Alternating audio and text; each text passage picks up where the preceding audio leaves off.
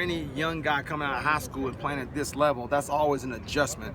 And you don't know until you know. So, and he doesn't know what he don't know. So it's one of those things where the more he grows, the more confidence, the more reps, the more you're gonna see that young man just start to come onto the scene. I like what he's doing. I appreciate what he's doing, and I'm really looking forward to these next practices to see him grow in the scheme. I know you don't have him at full strength right now, but Coach Shoop's talked about playing more 4-3. Rashawn Golden was nickelback last year.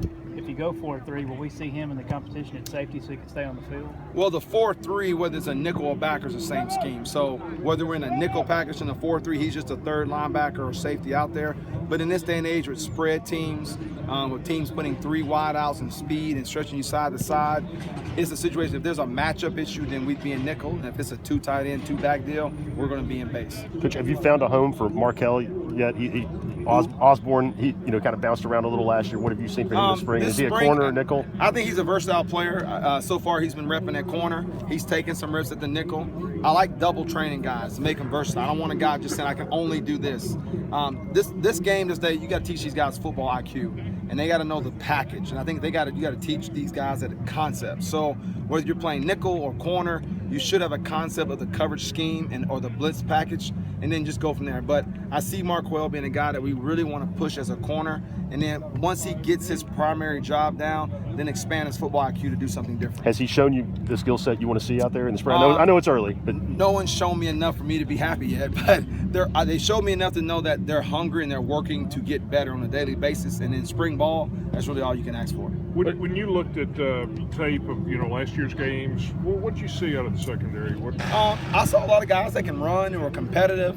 I saw them adjusting to a new scheme. I saw guys that were trying to communicate. I saw a bunch of young guys. I saw the Nigel Warriors, the Balin Buchanans, the Marco Osborns. Man, those guys were just coming out of high school. So I saw a lot of youth playing against very, very good competition. And the good part about that is they're back.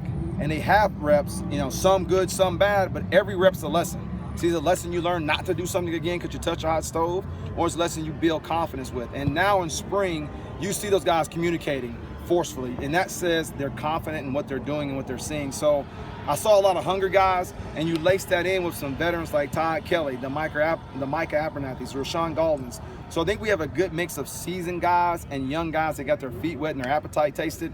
And I'm really looking forward to seeing those guys gel as the springtime goes on. What are you seeing out of the competition at punt returner? I know both the first and second string guys are gone from last year. We got a group of guys. We're going to try to figure it out. We do that. That's something we're practicing every single day, trying to find guys. But I see a bunch of guys back there. Callaway took one to the house last year. He's back there.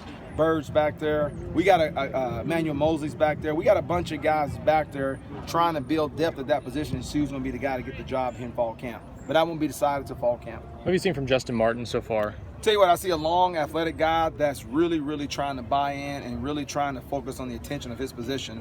I've challenged him to be a technician, okay? You have length, you have speed and all that, but if you don't have techniques and fundamentals, it really don't matter. So he's a guy that's really taking that to heart.